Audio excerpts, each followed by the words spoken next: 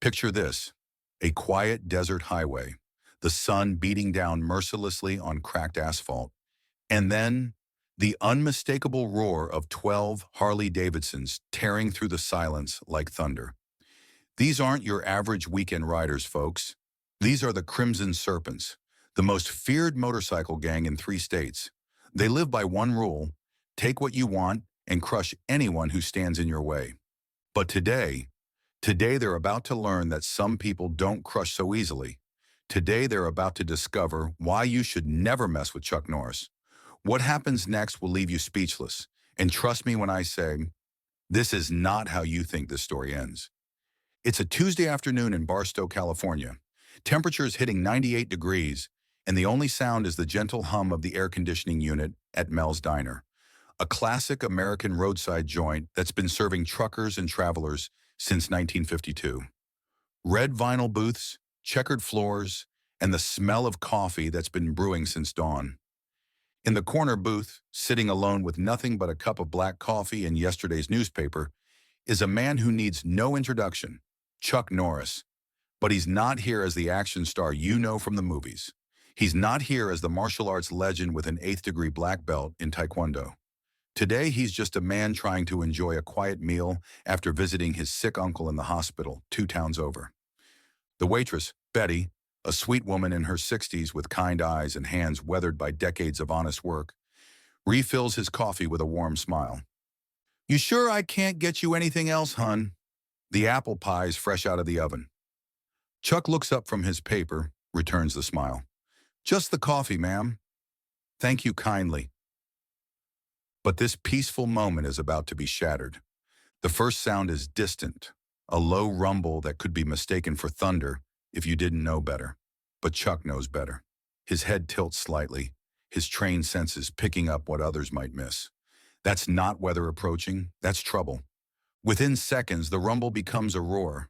12 motorcycles, their chrome gleaming like weapons in the desert sun, come screaming into the parking lot. The leader, a mountain of a man with arms covered in tattoos and a beard that could hide a small animal, kills his engine and dismounts like a warlord surveying conquered territory. This is Razor McKenzie, 6'4", 280 pounds of pure malice. Behind him, his crew, 11 other riders, each one looking like they crawled out of your worst nightmare. They call themselves the Crimson Serpents, and they've been terrorizing this stretch of highway for 3 years running. The diner falls silent. Even the coffee pot stops percolating.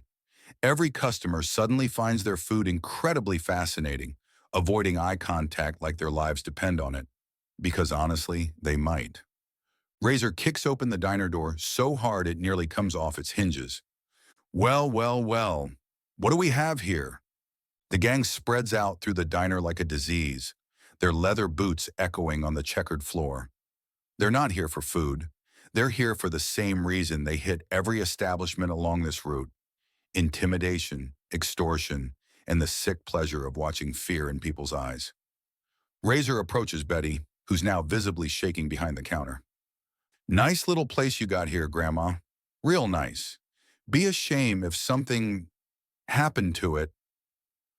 One of the other bikers, a wiry man with gold teeth, starts knocking condiment bottles off tables.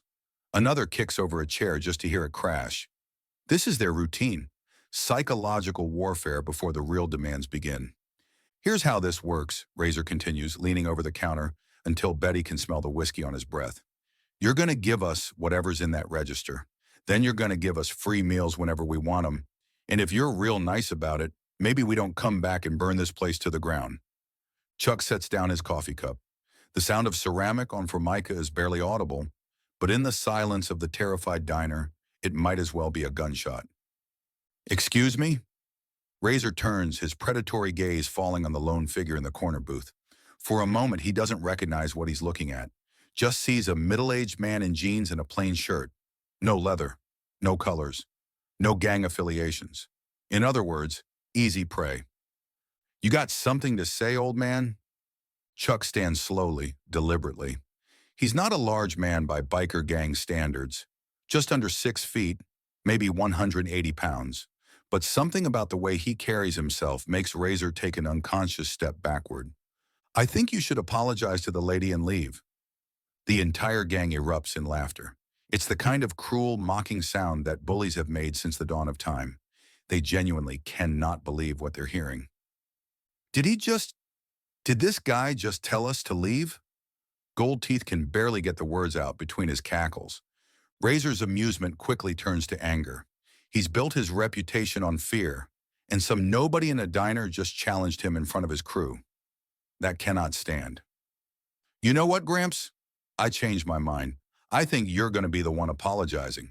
In fact, I think you're going to get down on your knees and beg me not to turn your face into hamburger. The gang starts closing in, forming a circle around Chuck. This is their favorite part, the moment when tough guys realize they're in way over their heads and start pleading for mercy. But Chuck doesn't plead. He doesn't even look worried. He just asks one simple question. Are you boys absolutely sure you want to do this? What happens next defies belief. It starts when Razor throws the first punch, a haymaker that should have taken Chuck's head clean off. Should have. Instead, Chuck simply isn't there anymore. He's moved with such fluid precision that Razor's fist connects with nothing but air, sending the big man stumbling forward. Before Razor can regain his balance, Chuck's hand shoots out. Not a punch, but a precise strike to a pressure point on the gang leader's neck. Razor's eyes widen in shock as his entire left arm goes numb. What the? He doesn't get to finish the sentence. Chuck's foot sweeps Razor's legs, and all 280 pounds of gang leader crashes to the floor like a falling tree. The other bikers stare in stunned silence for exactly 1.2 seconds. Then chaos erupts. Gold Teeth lunges forward with a broken bottle. Chuck catches his wrist, applies pressure to another nerve point, and Gold Teeth drops the weapon like it's on fire. A knee to the solar plexus sends him crumpling to the ground, gasping like a fish out of water. Two more gang members attack simultaneously from different angles. Chuck ducks under the first attacker's swing, then redirects the man's momentum to send him crashing into his own partner. They go down in a tangle of leather and cursing. In less than 90 seconds, 11 hardened criminals lie groaning on the diner floor. Some are unconscious.